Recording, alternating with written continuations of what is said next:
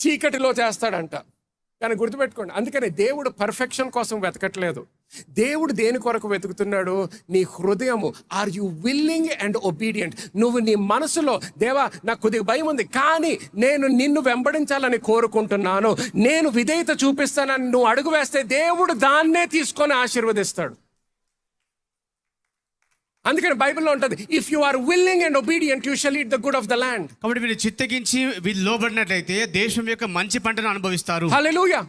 Abraham perfect కాదు, మోషే perfect కాదు, దావీదు పర్ఫెక్ట్ కాదు, కానీ ప్రతి ఒక్కరు కూడా దేవుని యొక్క మంచితనాన్ని అనుభవించారు, స్వాధీనపరుచుకున్నారు వాళ్ళ జీవితంలో, వాళ్ళ కాలంలో.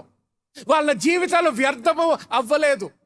అందరూ కూడా దేవుని యొక్క మహిమ కొరకు జీవించారు. తప్పులు చేయలేదని కాదు, తప్పులు చేశారు, కానీ తప్పులు చేసిన తర్వాత కూడా దేవా నేను ఇంకా నిన్నే వెంబడిస్తాను అన్నారు. దేవా నేను ఇంకా విశ్వాసంలోనే నడుస్తానన్నారు. దేవుడు అన్నాడు, సరే నువ్వు నడుస్తున్నావు కాబట్టి నీ హృదయాన్ని నేను చూస్తున్నాను, నేను నిన్ను ఆశీర్వదిస్తాను అన్నాడు. హల్లెలూయా. సో ఈరోజు కూడా గిదియోన్ చూడండి, ఆయన ఏదో కంప్లీట్ 100% మారిపోయాడని కాదు, ఇంకా భయం ఉంది కొద్దిగా, కానీ భయం ఉన్నా కూడా దేవుడు ఆయన కార్యాన్ని ఆశీర్వదించాడు. Hallelujah. So the number 3, the third thing that you must remember is నిబ్బరము కలిగి ధైర్యముగా ఉండాలి. 4వ విషయం గుర్తుపెట్టుకోండి, వాక్యముని ధ్యానించాలి. Meditate on the word. వాక్యముని ధ్యానించాలి. యెహోషువ గ్రంథము మరి ఒకసారి 1వ అధ్యాయము 7వ వచనం మళ్ళీ ఒకసారి చదవండి. అయితే నీవు నిబ్బరము కలిగి జాగ్రత్త పడి బహుధైర్యముగా నుండి నా సేవకుడైన మోషే నీకు ఆజ్ఞాపించిన ధర్మశాస్త్రం అంతటి చొప్పున చేయవలెను. నీవు నడుచు ప్రతి మార్గమున చక్కగా ప్రవర్తించినట్లు నీవు దాని నుండి కుడికి గాని ఎడముకు గాని తొలగకూడదు. గమనించండి, అక్కడ ఎందుకు నిబ్బరముగా ఎందుకు ఉండాలంటాడు, ధైర్యముగా ఎందుకు ఉండాలి? ఎందుకంటే వాక్యంలో చెప్పిన దాన్ని పాటించడానికి కొరకు నువ్వు ఇలాగ ఉండాలి అంటాడు. కానీ నిబ్బరము కలిగి ఎలాగ ఉండగలుగుతాం? 8వ వచనం చదవండి ఇప్పుడు. ఈ ధర్మశాస్త్ర గ్రంథమును నీవు బోధింపక తప్పిపోకూడదు. దానిలో రాయబడిన వాటన్నిటి ప్రకారము చేయుటకు నీవు జాగ్రత్త పడినట్లు దివారాత్రము దాన్ని ధ్యానించిన ఎడల నీ మార్గమును వర్ధల చేసుకుని చక్కగా ప్రవర్తించదవు. హల్లెలూయా. దివారాత్రము ఎప్పుడైతే నువ్వు వాక్యాన్ని ధ్యానిస్తావో అప్పుడు ఆ వాక్యములో ఉన్న దాని ప్రకారం విధేయత చూపించి నువ్వు జీవించగలవు.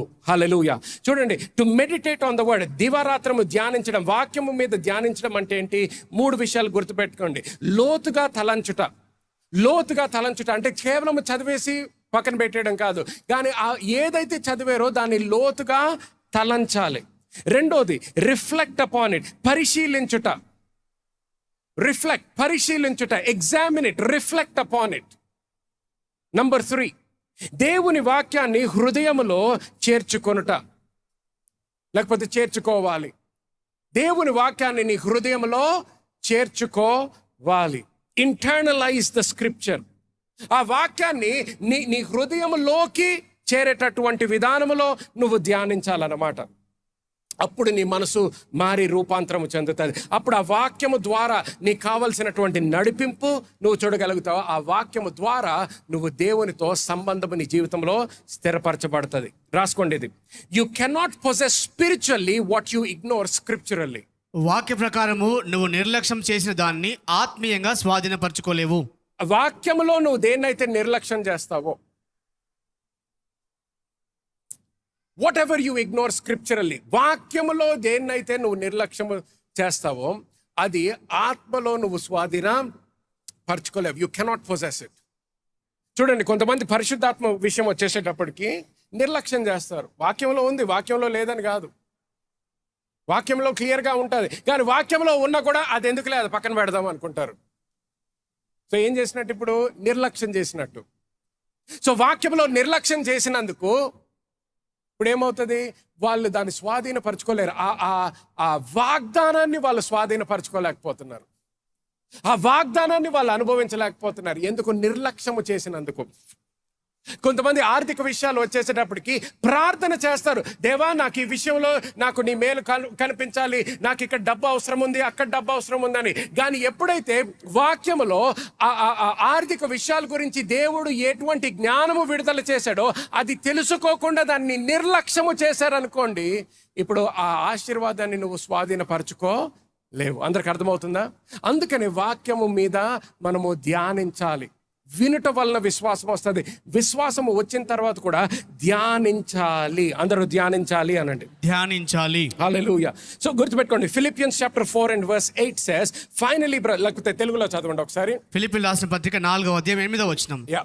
మెట్టుకు సహోదరులారా, ఏ యోగ్యత అయినను మెప్పైనను ఉండిన యెడల, ఏవి సత్యమైనవో, ఏవి మాన్యమైనవో, ఏవి న్యాయమైనవో, ఏవి పవిత్రమైనవో, ఏవి రమ్యమైనవో, ఏవి ఖ్యాతి గలవో, వాటి మీద ధ్యానం ఉంచుకొనుడి. వాటి మీద ఏం చేయాలి? ధ్యానము. అందరూ ధ్యానము అనండి. ధ్యానము. ఇంగ్లీష్ లో మెడిటేట్ ఆన్ దీస్ థింగ్స్ అని ఉంటుంది. దాని మీద ధ్యానించండి. డాక్టర్ చెప్పిన దాని మీద ధ్యానించొద్దు. వేరే వాళ్ళు చెప్పిన దాని మీద ధ్యానించొద్దు. వేరే వాళ్ళు నీ మీద ఎటువంటి నిందలు వేశారో దాని మీద ధ్యానించొద్దు. వేరే వాళ్ళు ఎటువంటి శాపాలు పలికారో దాని మీద ధ్యానించొద్దు. వాక్యము మీద ధ్యానించండి. అందరు హల్లెలూయా అనండి. గుర్తుపెట్టుకోండి ఈ రెండు విషయాలు. వాక్యము మీరు ధ్యానించడం గురించి వచ్చేసేటప్పటికి there are two things that affect you: who you associate with and who you listen to. కాబట్టి ఎవరితో సహవాసం వింటామో, ఎవరి స్వరాన్ని ఎక్కువగా వింటామో దాన్ని బట్టి నువ్వు దేని మీద ఎక్కువ ధ్యాస పెడతావు, దేని మీద ఎక్కువ ధ్యానిస్తావో మనకు అర్థమవుతుంది అన్నమాట. It will have an influence upon your life. నీ జీవితం మీద ప్రభావితం చేస్తాయి అవి. నువ్వు ఎవరితో అయితే సహవాసము చేస్తావో ఇది ఇప్పటికీ నేను I did not plan on this, కానీ ఈ సంవత్సరం December 31 నుంచి ఇప్పటి వరకు ఒక 4-5 సార్లు చెప్తున్నాను. చాలా జాగ్రత్తగా వినండి. నేను అది కావాల్సుకొని కూడా నేను రిపీట్ చేయట్లేదు, కానీ ఎవరికో ఇది చాలా ముఖ్యం. Who you associate with is very, very important. మనం ఎవరితో కలిసి ఉంటామో చాలా చాలా ప్రాముఖ్యం అది. నువ్వు ఆదివారాలు వచ్చిన తర్వాత కూడా, అందుకని అనేక మంది యవనస్తులు నా దగ్గరికి వచ్చి ప్రార్థన చేయించుకున్నప్పుడు, ఈ చెడ్డ అలవాటు ఉంది పాస్టర్ గారు, అది ఉంది, లేకపోతే ఇక్కడ మారాలి, నేను అక్కడ మారాలి అన్నప్పుడు నేను అంటాను, సంఘంలో ఎవరైనా ఫ్రెండ్స్ ఉన్నారా నీకు అంటాను. అనేక సార్లు ఇంకా ఎవరు లేరండి, ఇంకా ఎవరితో కనెక్ట్ అవ్వలేదండి, ఇంకా ఎవరు లేదండి, ఇంకా ఎవరితో కనెక్ట్ అవ్వలేదు, ఇంకా ఎవరు లేదు, ఇంకా ఎవరితో కనెక్ట్ అవ్వలేదు. సో ఎవరితో కనెక్ట్ అయ్యి ఉన్నావు, ఎవరితో తిరుగుతున్నావు, ఎవరితో సహవాసము చేస్తున్నావు? దేవునితో పరిగెత్తే వాళ్ళతోనా, దేవుని యొక్క సన్నిధిలోకి వచ్చే వాళ్ళతోనా, దేవుని యొక్క వాక్యాన్ని ధ్యానించే వాళ్ళ, ప్రార్థన చేసుకునే వాళ్ళ? అంటే పాస్టర్ గారు ఎంతో ప్రార్థన చేయాలని ప్రయత్నిస్తున్నాను, కానీ అసలు 5 నిమిషాల కన్నా ఎక్కువ ప్రార్థన చేయలేకపోతున్నాను. నీ స్నేహితులు కూడా ఎవరు 5 నిమిషాల కన్నా ఎక్కువ చేయరని నాకు తెలుసు.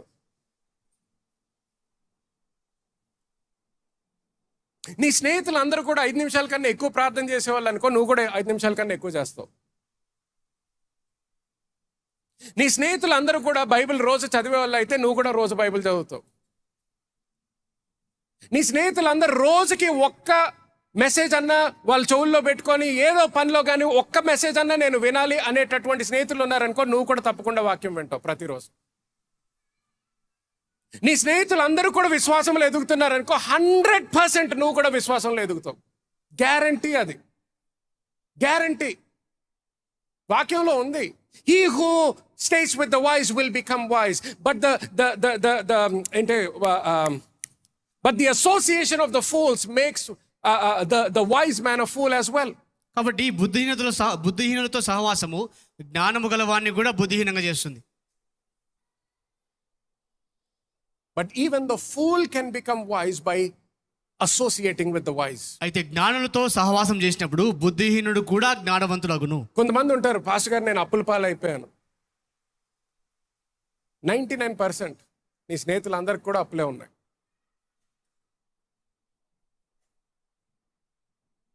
నువ్వు అప్పుల్లో ఉన్నావా? అప్పులు లేని వాళ్ళతో తిరగడం మొదలుపెట్టు.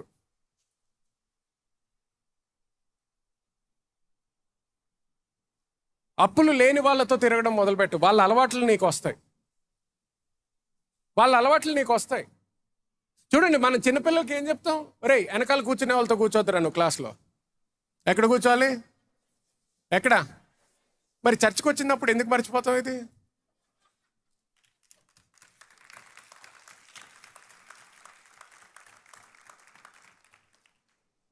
అరే వాళ్ళతో తిరగొద్దురా. ఎందుకు తిరగొద్దు? మీ కొడుకు కదా, మంచోడాడు. మీ అమ్మాయి కదా, ఎంతో మంచి బంగారం. ఎందుకు తిరగకూడదు? ఎందుకంటే ఎంత బంగారం అయినా వాళ్ళతో తిరిగితే మాత్రం మట్టి అయిపోతుంది. అర్థమవుతుందా అందరికీ? మరి అది చిన్న పిల్లలకి వరకు మాత్రమే కాదు, జ్ఞానము అనేది చిన్న పిల్లలకి పెద్దవాళ్ళకి కూడా.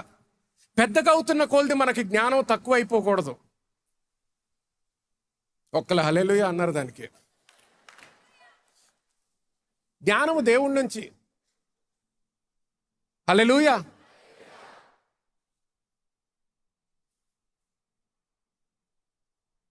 ఇది దేనిలో అన్నా డాక్టర్స్ అందరూ ఒకలాగా ఆలోచిస్తారు, ఐటీ ఫీల్డ్లో ఉన్న వాళ్ళందరూ ఒకలాగా ఆలోచిస్తారు, రియల్ ఎస్టేట్లో ఉన్న వాళ్ళందరూ ఒకలాగా ఆలోచిస్తారు, పాలిటిక్స్లో ఉన్న వాళ్ళందరూ ఒకలాగా ఆలోచిస్తారు. ఎందుకు? వాళ్ళతో ఉన్నారు కాబట్టి. ఒక సంఘంలో ఉన్న వాళ్ళు వాళ్ళలాగా ఆలోచిస్తారు, ఇంకొక డినామినేషన్కి వెళ్తే ఇంకొకలాగా ఆలోచిస్తారు. ఎందుకు? ఎవరితో ఉంటారో దాన్ని బట్టి. సహవాసం, అందరి సహవాసం అనండి. సహవాసం. ప్రశ్న ఏంటంటే 2026లో నేను ముందుకి కొనసాగాలి, నేను స్వాధీనపరచుకోవాలి అనుకొని మళ్ళీ ఇంటికి వెళ్ళిన తర్వాత అందరూ కూర్చునే వాళ్ళతో ఉన్నాం అనుకో, ఎవడో అడుగులు వేయట్లేదు. ఎక్కడ స్వాధీనపరచుకుంటావు చెప్పు? ఎక్కడ ముందర అడుగులు వేస్తావు నువ్వు చెప్పు నాకు? జూలై వచ్చేసింది పాస్టర్ గారు, ఇంకా ఏం అవ్వలేదండి. ఉపవాస ప్రార్థనలు కూడా వచ్చాను. ఉపవాస ప్రార్థన నుంచి వెళ్ళిపోయిన తర్వాత ఎవరితో ఉన్నాం? ఇక్కడ ఉన్న గంట సేపు గురించి నేను మాట్లాడట్లేదు, తర్వాత వెళ్ళిపోయిన తర్వాత ఉన్న 23 గంటల గురించి మాట్లాడుతున్నాను నేను. ఆ 23 గంటల్లో ఏం చేస్తున్నాము? 23 గంటల్లో ఎవరితో మాట్లాడుతున్నాము? 23 గంటలు ఎవరి స్వరము వింటున్నాము? గుర్తుపెట్టుకో, ఆదాము అవ్వ ఎవరి స్వరం వింటా ఉన్నారు? దేవుని స్వరము. సాతాను స్వరం ఎన్నిసార్లు విన్నారు చెప్పండి? గట్టిగా చెప్పండి. సరిపోయింది కదా? ఒక్కసారి సరిపోయింది. ఒక్కసారి చెప్పడంతో మోసగింపబడ్డారు. అందుకని అంటారు, విశ్వాసములో ఎదిగినప్పుడు నిబ్బరముగా ఉండాలి, ధైర్యముగా ఉండాలంటే ఎలాగొస్తుంది అది? నువ్వు వారానికి అరగంట సేపు వాక్యం వింటే.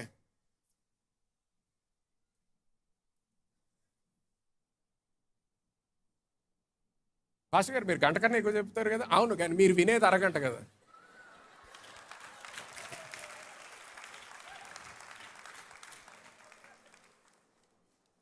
కూర్చోవడం వల్ల విశ్వాసం రాదు, వినటం వలన వస్తుంది. పక్కన వాళ్ళని అడగండి, వింటున్నావా అని. వెనకాల కూడా అందరు అడగండి, వినుట వలన విశ్వాసం వస్తుంది. అంటే పాస్టర్ గారు మరి తక్కువ చేయొచ్చు కదా. కానీ గమనించండి, అపోస్తలుల పౌలు జీవితంలో ఏమైంది? ఆయన మాట్లాడుతూ ఒకటి నిద్రించి కింద పడ్డాడంట. దాని గురించి పౌలు ఆపేసుకోలేదు మెసేజ్. ఆయన బోధించాల్సింది ఆయన బోధించాడు. ఎందుకు? గుర్తుపెట్టుకో, ఆయన కూడా లెక్కప్ప చెప్పాలి.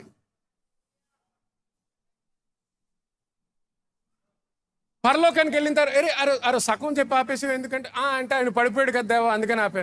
ఆయన పడిపోతే నీకు చెప్పింది ఏంటి? నీ హృదయంలో ఏం చెప్పాను? ఆ రోజు ఏం ప్రసంగించాలి నువ్వు? అది చేసావా లేదా? దానికి లెక్కప్ప చెప్పాలి. అందరూ నేను లెక్కప్ప చెప్పాలి అనండి. నేను లెక్కప్ప చెప్పాలి. ఎవరి జీవితానికి వాళ్ళు లెక్కప్ప చెప్పాలి. సో నువ్వు ఎవరితో అయితే సహవాసంలో ఉన్నావో దాన్ని బట్టి నువ్వు ధ్యానిస్తావు. దాన్ని బట్టి నువ్వు ఎటువంటి విషయాలు మీద ధ్యానిస్తావో నువ్వు గుర్తించవచ్చు. అంత మాత్రమే కాదు, ఎవరి స్వరము వింటున్నావో దాన్ని బట్టి కూడా నువ్వు ఏమి ధ్యానిస్తున్నావో అర్థమవుతుంది అనమాట. ఆఖరిగా నంబర్ 5, పరిశుద్ధతలో నడవాలి. పరిశుద్ధతలో నడవాలి. జాషువా చాప్టర్ 3, యెహోషువ గ్రంథం 3వ అధ్యాయం. Read verse 4 and 5 please. 4-5 వచనాలు. దీంతో ముగిద్దాము. చూడండి. మీకును దానికిని దాదాపు 2000 కొలమూరల ఎడముండవలను. మీరు వెళ్ళు త్రోవ మీరింతకు ముందుగా వెళ్ళినది కాదు. మీరు దానిని గుర్తు పట్టవలను గనుక ఆ మందసమునకు సమీపంగా మీరు నడవరాదు. మరియు యెహోషువ, రేపు యెహోవా మీ మధ్య అద్భుత కార్యములను చేయును గనుక. అక్కడికి ఆగిపోయిందా? మిమ్మల్ని మీరు పరిశుద్ధపరచుకోండి అని జనులకు ఆజ్ఞ ఇచ్చను. ఓకే, నేను ఇంగ్లీష్లో ఒకసారి చదువుతాను చూడండి, NLTలో.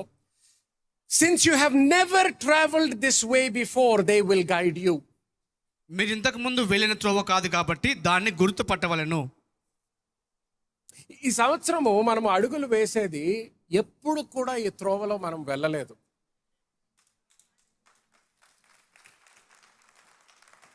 అందుకని మళ్ళీ చెప్తున్నాను, ఇది ముందర అనుభవించేటటువంటి విషయాలు కాదు నేను చెప్పేది.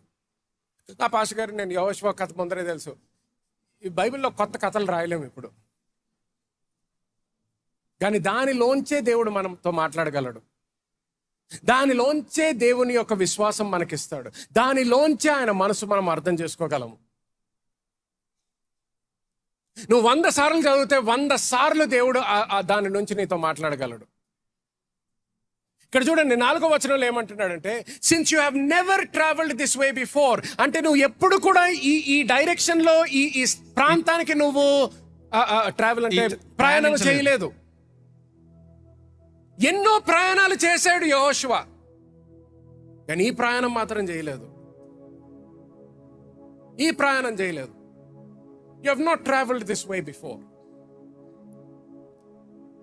సో ఏమంటున్నాడు? నీకు ఇష్టం వచ్చినట్టు నడిచే అనలేదు. అక్కడ ఏమంటున్నాడు? ఈ ప్రయాణం నువ్వు ఎప్పుడు చేయలేదు, ఇక్కడికి నువ్వు ఎప్పుడు వెళ్ళలేదు. సో నువ్వు అడుగు వేయక ముందర మండసము వెళ్తుంది.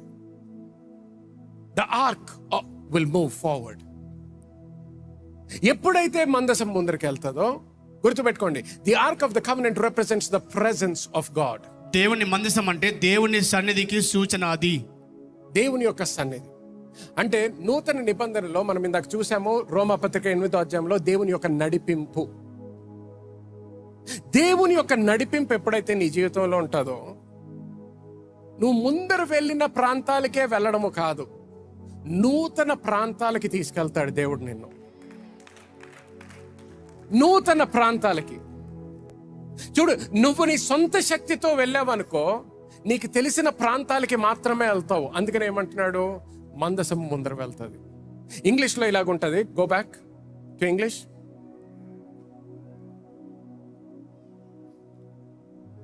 Verse 14, it says, since you have never traveled this way before, they will guide you. అది నిన్ను నడిపించును అని ఉంది అక్కడ.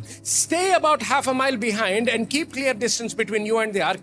Make sure you don't come any closer. Verse 5, then Joshua told the people, అప్పుడు యెహోషువ ప్రజలకు ఆజ్ఞ ఇచ్చెను, purify yourselves, మిమ్మును మీరు పరిశుద్ధపరచుకొనుడి, for tomorrow the Lord will do great wonders among you.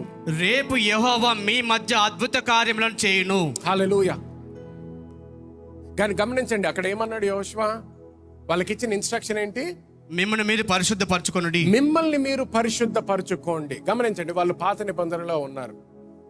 అప్పుడు యేసుక్రీస్తు యొక్క రక్తము లేదు వాళ్ళకి, కానీ మనకు ఆయన రక్తము ఉన్నది. మనము మనల్ని పరిశుద్ధించుకోవడము కాదు, మనమే శాంక్టిఫై చేసుకోవడము లేకపోతే హోలీ అవ్వడము కాదు. ఆయన రక్తము ద్వారా మనము కడగబడి ఉన్నాము. ఆయన రక్తము ద్వారా మనకి క్షమాపణ పొందుకున్నాము. ఆయన రక్తము ద్వారా మనము నీతిమంతులుగా మార్చబడ్డాము. ఆయన రక్తము ద్వారా మనము పరిశుద్ధులుగా మార్చబడ్డాము. గుర్తుపెట్టుకోండి. ఇప్పుడు మరి పరిశుద్ధులుగా మార్చబడ్డాము కాబట్టి, నీతిమంతులుగా మార్చబడ్డాము కాబట్టి, ఇప్పుడు దేవుడు మనల్ని కోరుకునేది, ఆశించేది ఏంటి? నేను నీకు ఏ గుర్తింపు అయితే ఇచ్చానో దాని ప్రకారము జీవించు అంటున్నాడు. అంతే, ఎక్కువ అడగట్లేదు. చూడండి, మీకు ఒక ఉద్యోగం వచ్చింది అనుకోండి, ఒక అకౌంటెంట్ గా మీకు ఉద్యోగం వచ్చింది అనుకోండి. ఆ ఆఫీస్లో మిమ్మల్ని మీ ఎక్స్పెక్టేషన్ ఏంటి? వాళ్ళ ఎక్స్పెక్టేషన్ ఏంటి మీ పట్ల? అకౌంటెంట్ చేయాల్సిన పని చెయ్యి అని. ఒక క్లర్క్ లాగా వచ్చింది అనుకో, వాళ్ళ ఎక్స్పెక్టేషన్ ఏముంటది? ఒక క్లర్క్ చేయాల్సిన పనులన్నీ నువ్వు చేస్తే మాకు సరిపోతుంది. ఒక వాచ్మెన్ గా వచ్చింది అనుకోండి ఉద్యోగం, వాళ్ళ కోరిక, వాళ్ళ ఆశ ఏంటి? నువ్వు వాచ్మెన్ చేయాల్సిన పనులన్నీ చేయి, మాకు చాలు. అకౌంటెంట్ చేయాల్సిన పనులు నువ్వు చేయక్కర్లేదు. ఎందుకు? మేమిచ్చిన గుర్తింపు ఏంటి? వాచ్మెన్. నువ్వు ఒక అకౌంటెంట్ అనుకో, అకౌంటెంట్ చేయాల్సిన పనులు చేయి, నువ్వు నాకు సరిపోతుంది, ఇంకెక్కువ చేయక్కర్లేదు. ఎందుకు? ఆ గుర్తింపు మేము మీకు ఇచ్చాము ఈ ఆఫీస్లో. మరి దేవుడు ఏం గుర్తింపు ఇచ్చాడు? మీరు పరిశుద్ధులు అంటున్నాడు, నీతిమంతులు అంటున్నాడు. సో దేవుడు ఏం కోరుకుంటున్నాడు? ఒక పరిశుద్ధినిగా జీవించు. అంతే, ఇంకెక్కువ అడగట్లేదు. ఒక నీతిమంతుడిగా జీవించు, దానికన్నా ఎక్కువ అడగట్లేదు. ఒక క్రైస్తవుడిగా జీవించు, దానికన్నా ఎక్కువ అడగట్లేదు. అందుకని రోమా పత్రిక 12వ అధ్యాయం మొదటి వచనం ఒకసారి చదవండి. Romans chapter 12 and verse 1. కాబట్టి సహోదరులారా, పరిశుద్ధమును దేవునికి అనుకూలమునైన సజీవ యాగముగా మీ శరీరములను ఆయనకు సమర్పించుకొనుడని దేవుని వాత్సలను బట్టి మిమ్మల్ని బతిమాలుకొనుచున్నాను. ఇట్టి సేవ మీకు యుక్తమైనది. ఇటు సేవ మీకు యుక్తమైనది. ఇంగ్లీష్ లో ఏమని ఉంటుందంటే it is your reasonable service అంటాడు. Reasonable, it's not extraordinary service, it is just reasonable service. నువ్వు ఒక అకౌంటెంట్ గా ఒక ఆఫీస్ లో ఉంటే అకౌంటెంట్ జాబ్ చేసినందుకు నువ్వు ఏదో ఎక్కువ చేసేసినట్ట కాదు, చేయాల్సింది చేసావు అంతే. ఒక క్రైస్తవుడిగా పరిశుద్ధమైనటువంటి జీవితము జీవించడం ఏదో ఎక్కువ చేయడం కాదు, నీకు ఇవ్వబడినటువంటి గుర్తింపు ప్రకారము నువ్వు జీవిస్తున్నావు అంతే. హల్లెలూయా. పెట్టుకోండి, ఇది ఎందుకు ముఖ్యం? పాస్టర్ గారు, ఆల్రెడీ మనం పరిశుద్ధులుగా మార్చబడిపోయాం కదా, నీతిమంతులుగా మార్చబడిపోయాం కదా, మరి ఇంకా మన క్రియలు ఎందుకు చేయాలి? చూడండి, హెబ్రీయులకు రాసిన పత్రిక 12వ అధ్యాయము మొదటి 2 వచనాలు చదవండి.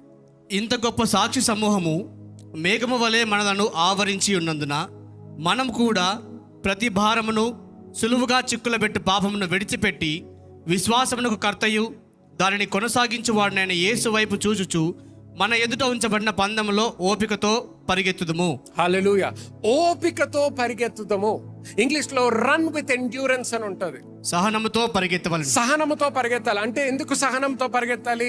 ఎందుకంటే జీవితకాలం పరిగెత్తుతున్నాము కాబట్టి, జీవితకాలం అడుగులు వేస్తున్నాము కాబట్టి.